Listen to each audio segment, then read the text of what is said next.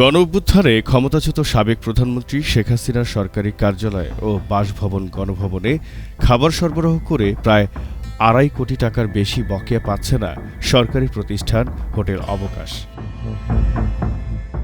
শুধু তাই নয়, বর্তমান অন্তর্বর্তী সরকারের প্রধান উপদেষ্টার কার্যালয় ও বাসভবন যমুনায় খাবার সরবরাহ করেও আরও প্রায় ৩৫ লাখ টাকা বকেয়া রয়েছে।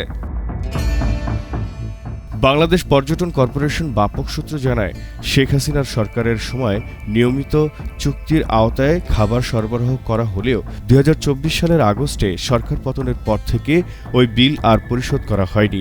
বকেয়া আদায়ের জন্য প্রধান উপদেষ্টার কার্যালয়ে একাধিকবার চিঠি দেওয়া হলেও এখনও কোনো নিষ্পত্তি হয়নি। পর্যটন কর্পোরেশনের চিঠি অনুযায়ী সাবেক প্রধানমন্ত্রী ও বর্তমান অন্তর্বর্তী সরকারের সময় মিলিয়ে হোটেল অবকাশের মোট অপরিশোধিত পাওনা প্রায় ২,৮৯ লাখ টাকা। বকেয়া অর্থ পরিশোধ না হওয়ায় প্রতিষ্ঠানটি তীব্র তারল্য সংকটে পড়েছে। এতে কর্মকর্তা কর্মচারীদের বেতন পরিশোধ, কাঁচামাল সংগ্রহ এবং নিয়মিত সরবরাহ কার্যক্রম ব্যাহত হচ্ছে। এদিকে বকেয়া থাকা সত্ত্বেও ২০২৫ সালে প্রধান উপদেষ্টার কার্যালয়ের সঙ্গে আবারও ১ বছরের নতুন চুক্তি করা হয়েছে। চুক্তি অনুযায়ী হোটেল অবকাশ ৪৬০ ধরনের খাবার ও সামগ্রী সরবরাহ করছে, যার মধ্যে রয়েছে দেশি বিদেশি ফল, মিষ্টান্ন, বেকারি পণ্য ও নিত্য প্রয়োজনীয় দ্রব্য।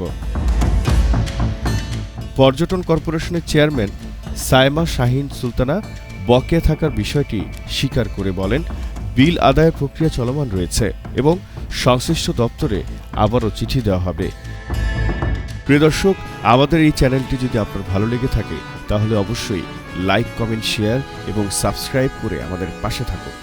আপডেটেড প্রতিটি মুহূর্তে দুনিয়া digital, world news meets truth.